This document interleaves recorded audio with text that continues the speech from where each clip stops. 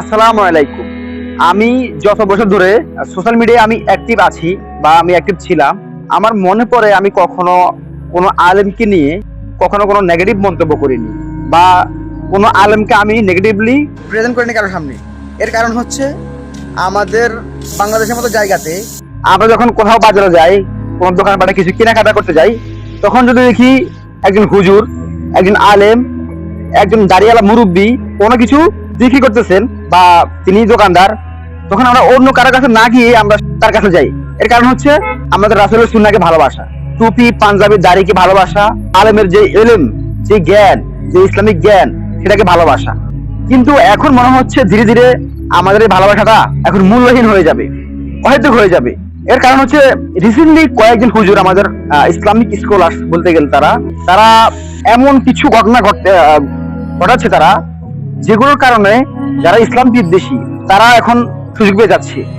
আর আমাদের সেই আলেমরা তারা সত্যি সত্যি এমন কিছু কাজ করতেছে যেগুলো সম্পূর্ণ ইসলাম পরিপন্থী।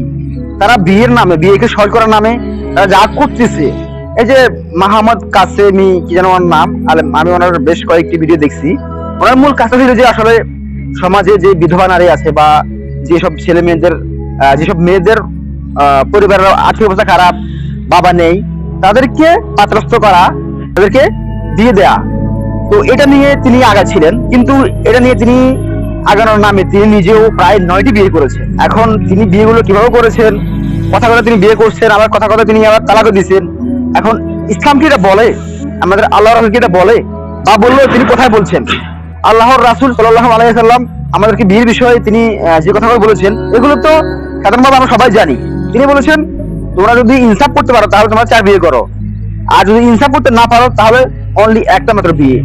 কারণ কাল কিয়ামতের দিন তোমাকে জিজ্ঞাসা করা হবে তোমাদের অধীনস্থ যারা আছে, তোমার ছেলে মেয়ে, তোমার পরিবার, তাদের সাথে তুমি কেমন আচরণ করছো। তাদেরকে কি তুমি ইসলাম শিক্ষা দিছো, নাকি তুমি তাদেরকে ইসলাম শিক্ষা দাওনি, তাদের উপর জুলুম করেছো। তো প্রত্যেকটি বিষয়ে জিজ্ঞাসা করা হবে। তো সেই ক্ষেত্রে সেই হাদিসটা বিবেচনায় আনলে দেখা যায় যে আল্লাহ রাসূলের এটা স্পষ্ট নির্দেশ, যদি তোমরা ইনসাফ করতে না পারো তাহলে অনলি একটি বিয়ে করার আদেশ তিনি দিয়েছেন।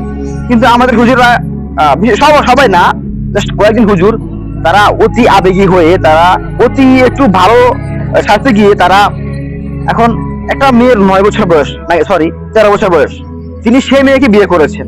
আচ্ছা, বিয়ে করেছেন, ঠিক আছে, ইসলামের হিসেবে এটা বিয়ে করা যায়, কিন্তু আমাদের বাংলাদেশের যে প্রেক্ষাপট, যে আইন, সেখানে তো এটা জায়েজ না।